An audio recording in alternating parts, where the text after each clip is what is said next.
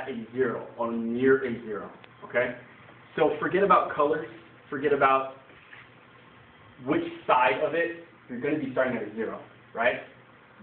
So if I'm starting at a 0, find the place at a 0. Okay, this is where a 0 is at. Go into pronation. If I'm starting at a 0, and this arrow, when I'm moving this side, I follow the numbers on this side.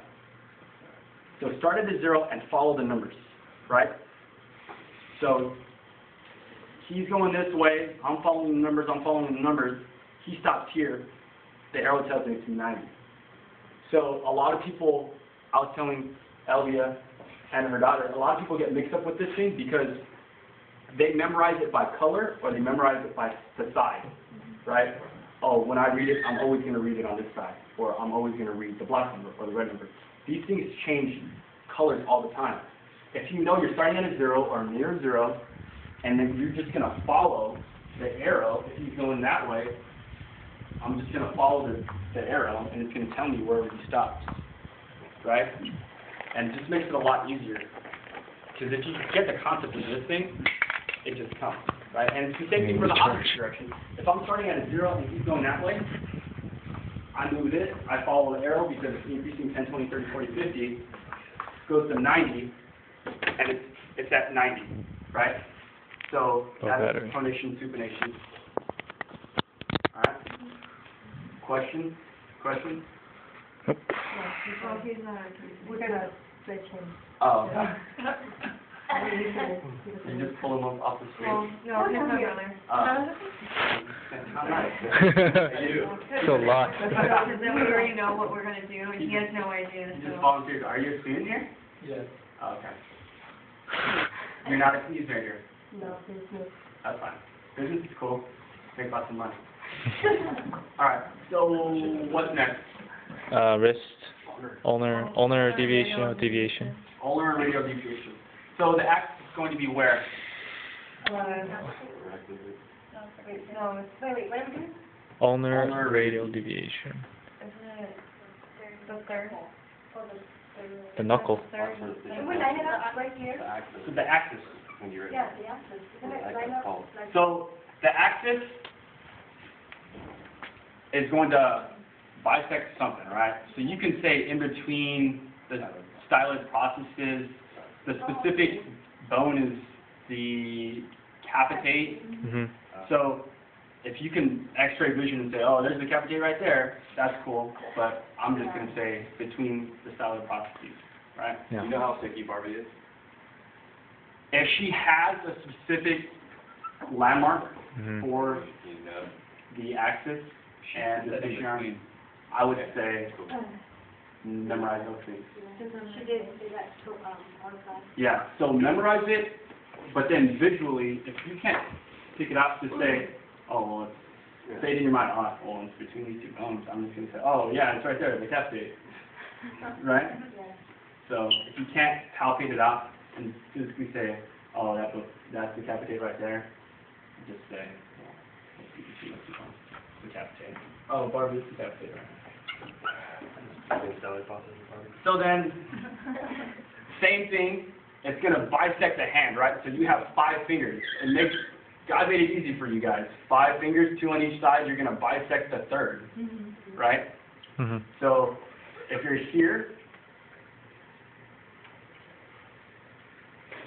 and you go into radial deviation, you're going to bisect the third, right? And that's as far as you got. You have 15 degrees of radial. Ulnar should be more, what, like 35? 30, yeah. 20, 30. Shoot, I need to go. Okay. So he's back at neutral. You're bisecting the third, right? Axis is... Oh, between the two. Capitate. Or the capitate. Right, okay. And then if he goes into ulnar deviation, go into ulnar deviation, you're going to line up with the met head, right? Because if you go fingers, his fingers are all the way out here, right? You're going to go with the met head. You're going to line it up. He's at 26, 27.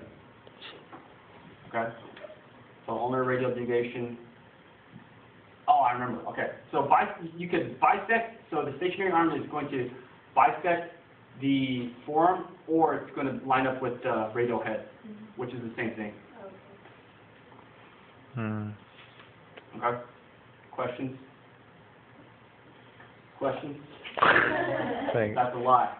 All this should be questions. I'm just kidding. No, you're kidding. I'm just kidding.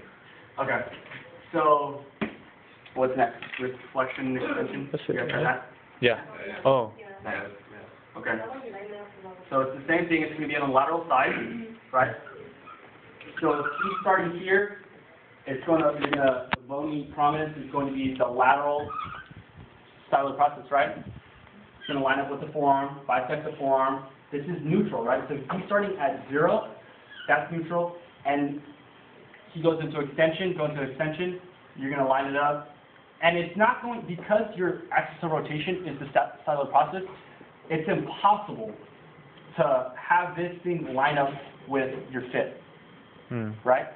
So you're going to go parallel.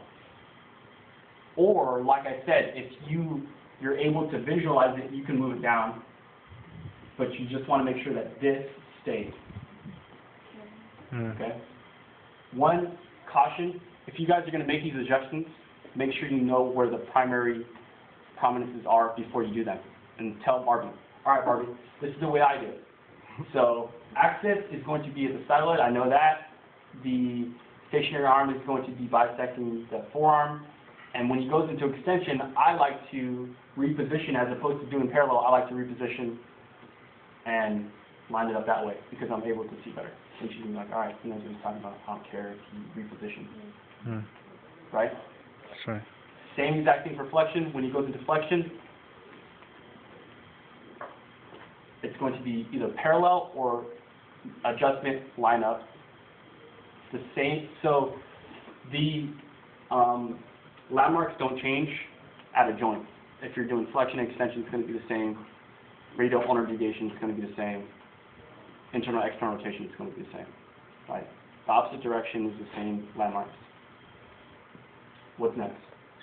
I think that's it for upper extremity. Yeah. But you have to do your registrations like right now. Good call. Yeah. This should take 2 minutes.